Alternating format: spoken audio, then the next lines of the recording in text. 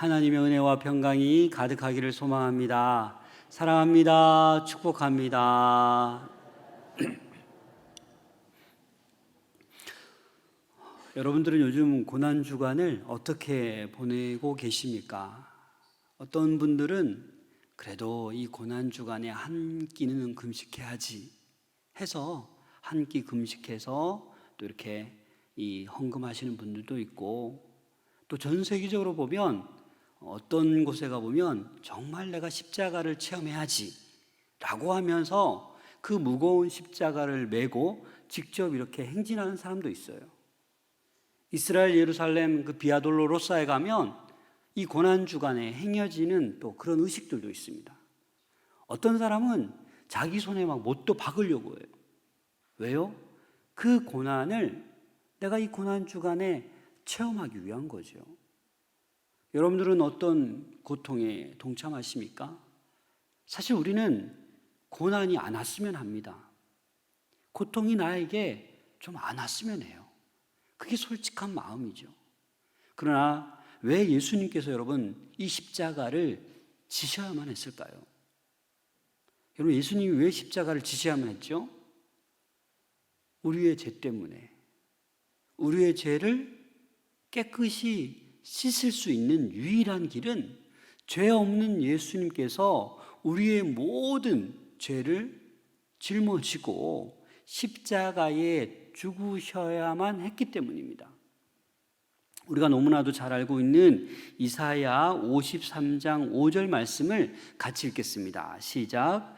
그가 찔림은 우리의 허물 때문이요 그가 상함은 우리의 죄악 때문이라. 그가 징계를 받음으로 우리가 평화를 누리고 그가 채찍에 맞음으로 우리는 나음을 받았도다. 아멘.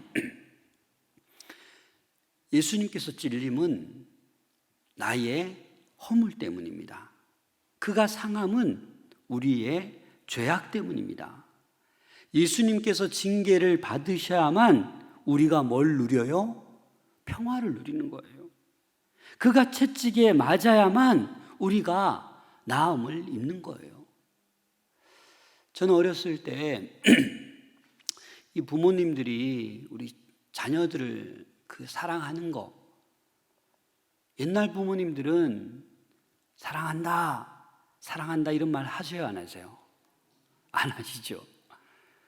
저는 요즘 많이 하거든요. 우리 애들은 그만해라, 그만해라 할 때까지 자꾸 하는 딸도 있지만, 우리 예전 시대는 사랑한다는 말 하지 않았어요. 근데 우리 부모님 세대는 어떻습니까? 우리 여기 앉아 계신 분들도 있지만 자식을 위해서 못 먹어도 괜찮아요. 자식 위해서 그 어려운 일들을 다 행해내십니다. 여러분, 왜 그렇겠습니까? 왜 밥 굶어가면서 아무리 힘들어도 왜 돈을 벌어야 돼요? 누구 때문에? 우리 자식 평안하게 하기 위해서, 우리 자식 공부시키기 위해서. 그게 어머니 아버지의 마음인 거예요. 내가 지금 고통스러워도 내 자식이 잘 돼야지, 내 자식이 평화를 누리고 나음을 입어야지. 그래서 나는 배고파도 괜찮지만 우리 자녀가 배고프면 안 되는 거예요. 그래서 저는 어렸을 때 초등학교 시절에 그 우유를 별로 못 먹어봐서 이 도토락 우유 아십니까? 꼭 어머니 아버님이 이렇게 일하고 오시면 간식으로 주는 건데 그걸 꼭 안 드세요. 그리고 이 막내 누님과 제가 이렇게 대전으로 또 이사 가서 형제들 좀 따로 지냈는데 그게 기다려지는 거예요. 도토락 우유, 빵.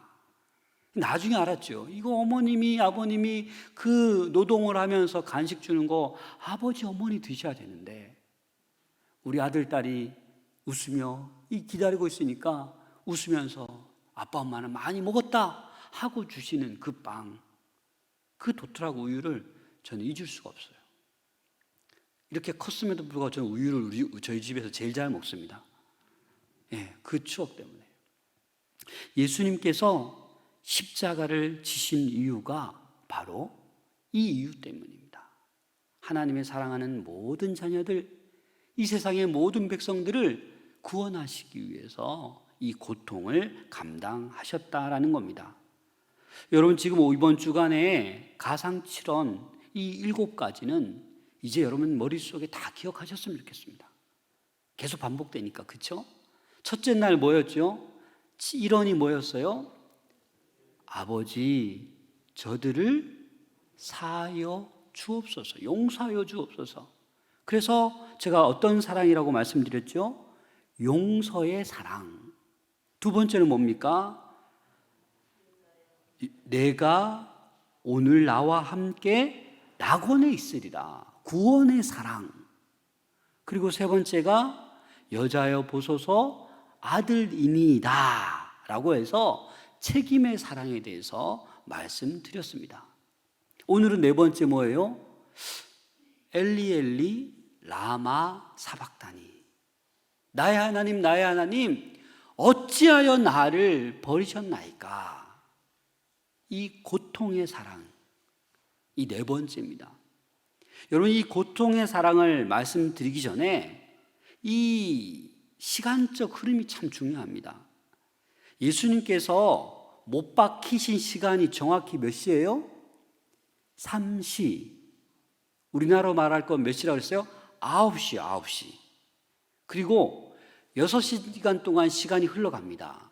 그래서 오후 3시쯤 우리 주님께서는 이제 생명을 다하시고 그 십자가의 사명을 다 이루시고 이제 주님 품으로 가셨죠. 자, 그런데 이 세 번째까지, 이 가상칠언 이 세 번째까지는 어때요? 대낮에 화냈을 때 예수님께서 고백하신 말씀입니다. 아버지여, 저들을 용서하여 주옵소서. 네가 오늘 나와 함께 낙원에 있으리라.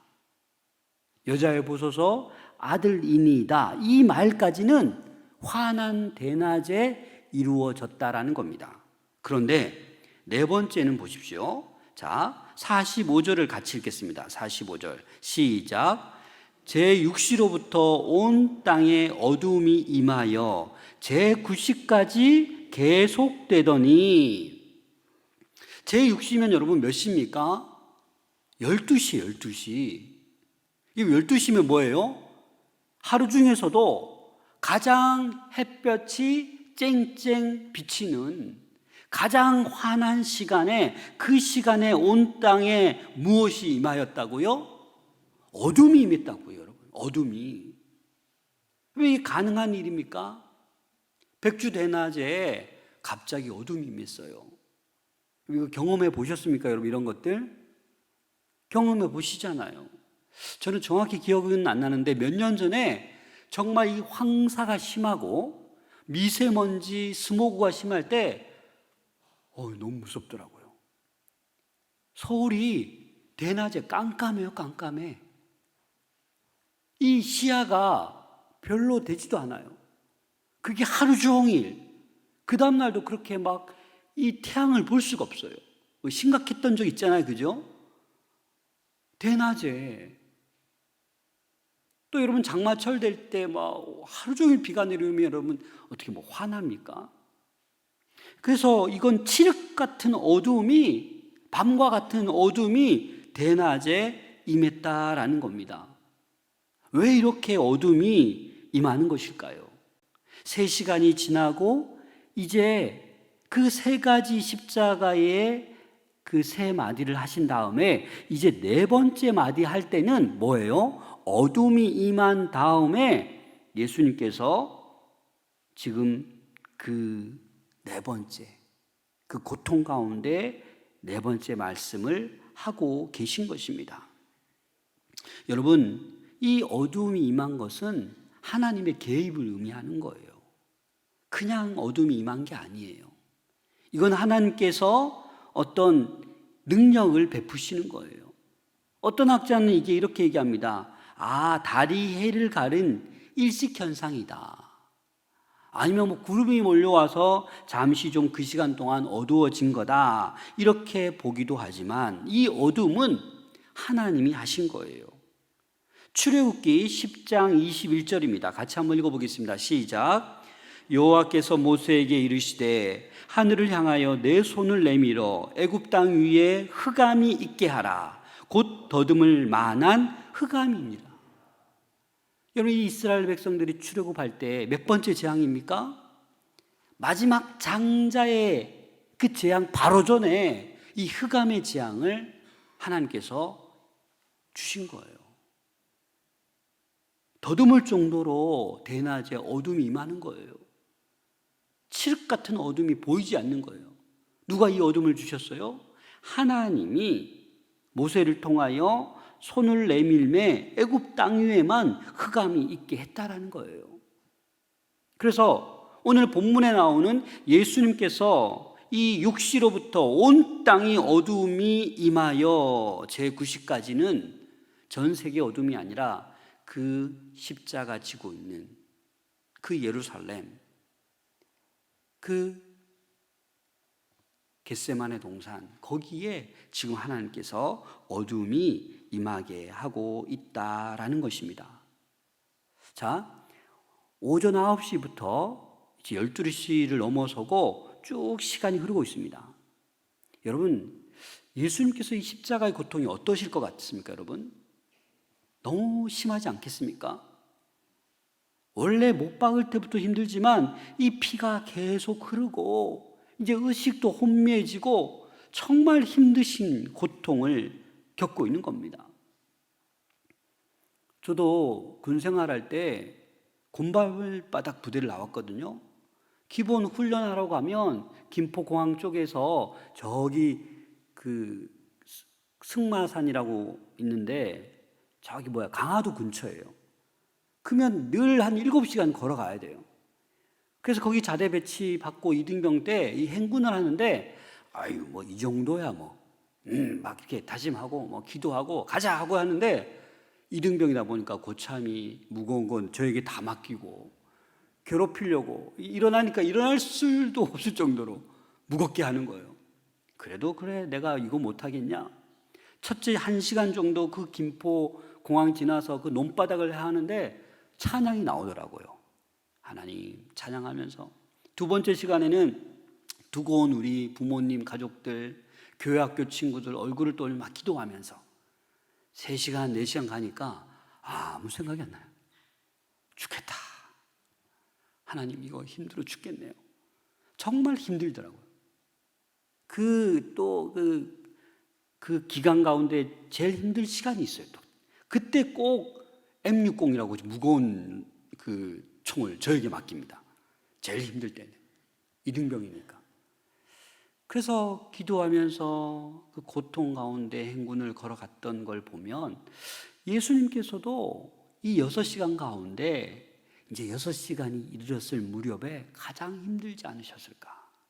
그래서 오늘 이 말씀을 하신 게 바로 그쯤이라는 거예요. 시간상으로.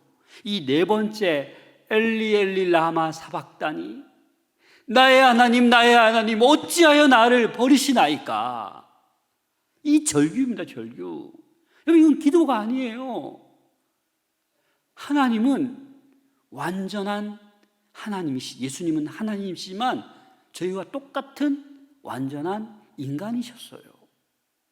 그래서 인간이 당하는 그 고통, 그 절규를 지금 4번째 이 십자가상에서 외치고 있는 것입니다. 그래서 이 어둠은요, 예수님을 처형한 이 사건은 하나님께서 이런 사인으로 주는 거예요. 너네 이거 하나님을 반역한 거다. 너네 종교 지도자들 그리고 정치 지도자들 너희가 이거 이렇게 선포하고 예수님 십자가 박은 거 너네 잘못된 거다라는 그런 사인으로 갑자기 어둠을 임하게 한 거예요.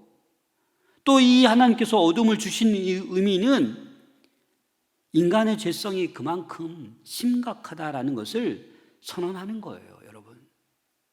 현대 기독교인들은 신앙생활을 하면서 죄에 대한 이야기를 듣고 싶어 하지 않아 합니다. 저도 그렇게 경험해요. 이렇게 회개하십시오. 이렇게 뭔가 그런 말을 하면 분위기가 싸합니다. 여러분, 어떤 목회자이든지 간에 회개하라, 회개하십시오 하면 무조건 들으셔야 돼요. 그게 최고의 설교예요. 요즘 그 말을 못한다니까요, 여러분. 인기 떨어질까 봐. 그러나 우리는 어떻게 해야 돼요? 회개해야 돼요. 회개해야 된다니까요. 예수님이 십자가에 그 모든 피를 쏟아내어 주기까지 우리를 사랑해 주시고 우리를 구원해 주셨는데, 우리는 늘 정신 못 차리고 주님 바라보는 것보다는 세상 바라보는 게 좋고, 그 쾌락이 좋고, 그 물질이 좋고, 이거 다 쫓아간 다음에 돈 좀 벌면 제가 예수님 믿을게요, 신앙생활 잘할게요, 이런 게 우리 모습 아닙니까? 그래서 지금 상황에서 우리는 회개를 해야 된다는 거예요. 예레미야 17장 9절입니다. 같이 한번 읽어볼까요? 시작. 예레미야 17장 9절 시작. 만물보다 거짓되고 숨이 부패한 것은 마음이라. 누가 능히 이를 알리오마는. 이 세상 모든 만물보다 거짓되고 심히 부패한 것이 뭐라고요? 우리의 마음이라고요. 이 마음이 이렇게 거짓되고 심히 부패해져 있는데 어찌 날마다 회개하지 않을 수가 있습니까? 그렇지 않아요? 아무것도 아닌데 열받는데, 아무것도 아닌데 미워지는데, 아무것도 아닌데 옥신각신하는데 우린 죄인이라고요. 그래서 우리는 회개를 해야 되는 거예요. 그리고 이 어둠의 의미는 완전한 심판을 의미하는 것입니다. 십자가 위에 온 인류의 죄가 예수님께 다 전가되었어요. 그래서 예수님이 죽으면 모든 인류의 죄가 예수 그리스도를 믿기만 하면 된다라는 그런 의미입니다. 그래서 이 어둠의 의미는 완전한 심판을 의미하고 있는 것입니다. 우리 46절 말씀을 한번 같이 읽겠습니다. 시작. 제9시쯤에 예수께서 크게 소리질러 이르시되 엘리 엘리 라마 사박다니 하시니 이는 곧 나의 하나님 나의 하나님 어찌하여 나를 버리셨나이까. 여러분, 이 절규는 사실 구약에 먼저 언급되었습니다. 다윗이 사울의 칼날을 피하여서 도망가다가 하나님께 이렇게 절규했습니다. 시편 22편 1절입니다. 같이 읽겠습니다. 시작. 내 하나님이여 내 하나님이여 어찌 나를 버리셨나이까. 어찌 나를 멀리하여 돕지 아니하시오며 내 신음소리를 듣지 아니하시나이까. 다윗이 기도했던, 절규했던 내용입니다. 이 내용을 예수님께서 지금 십자가상에서 외치고 있는 거예요. 나의 하나님 나의 하나님 어찌하여 나를 버리시나이까. 우리가 똑같은 인간의 몸이었고 또 그 시간이 거의 어둠이 다 임하여서 거의 죽음에 임박해서, 그래서 지금 4번째, 5번째, 6번째, 7번째 이 예수님의 유언은 그 죽기 전에 그 불과 얼마 안 되는 그 시점에 다 말씀하신 걸로 보시면 됩니다. 사랑하는 여러분, 예수님은 하나님으로부터 버림받으신 거예요. 예수님은 모든 제자들로부터, 모든 군중들로부터 버림받고 조롱받고 외면당하신 거예요. 그 마음이 어떠하시겠습니까? 그래서 이렇게 엘리 엘리 라마 사박다니라고 외치고 있는 거예요. 근데 여기서 보면 예수님께서 이 엘리 엘리는 히브리어입니다. 히브리어. 이 당시 공용어는 아람어예요. 아람어 내지는 헬라어를 병행해서 사용하는데 예수님께서 유일하게 여기서 히브리어를 사용하셨다라는 겁니다. 그리고 엘리 엘리 라마 사박다니 하니까 주변 사람들이 뭐라고 오해했냐면 엘리야를 찾네, 엘리야를 찾나 보다, 이렇게 오해했어요. 이 말을 엘리 엘리 라마 사박다니를 직역하면 이렇습니다. 나의 하나님 나의 하나님 당신은 무엇 때문에 나를 버리셨나이까? 이렇게 절규하는 거예요. 왜 나를 무엇 때문에 이렇게 버리셨냐라고 말씀하고 있는 것입니다. 남미의 어느 섬에서 사역했던 선교사님이 계셨습니다. 원주민들은 그 선교사를 절대 믿지 않고 자신들의 어떤 거짓된 종교를 신봉하며 이 선교사님의 복음을 받아들이지 않았습니다. 그래도 선교사님은 최선을 다해 복음을 전했지만 3년이 지나도록 하나의 열매도 없었습니다. 그래서 그 원주민 중에 착한 사람이 와서 이렇게 선교사님에게 경고했다고 합니다. 당신의 고국으로 돌아가시오. 호송세월하지 말고 돌아가시오. 이렇게 충고했다고 합니다. 그런데 좀 과격한 원주민들은 선교사의 얼굴에 침을 뱉고 그의 세간을 도둑질하며 가며 온갖 핍박을 가했다고 합니다. 그래서 이 선교사님은 낙담하여서 아무 열매를 맺지 못해서 안 되겠다, 이제 돌아가야겠다, 마지막으로 하나님께 기도하고 내가 이 선교지를 철수해야겠다, 그렇게 하나님께 기도했을 때 바로 그때 하나님의 음성이 이렇게 들렸다고 합니다. 나와 함께 여기 머물러 있으라. 이 말에 선교사님은 포기하지 않고 다시 그곳에서 다시 한번 복음을 계속 전했다고 합니다. 그 고난당하는 그곳에서 바로 하나님이 함께 계시다라는 이 음성을 듣고 선교사님은 힘을 낸 거예요. 그래서 그로부터 20년이 지난 이후에 이 섬은 7개의 교회와 9분의 목사님과 700여 성도들로 많은 열매를 맺었다고 합니다. 하나님이 함께 계시다.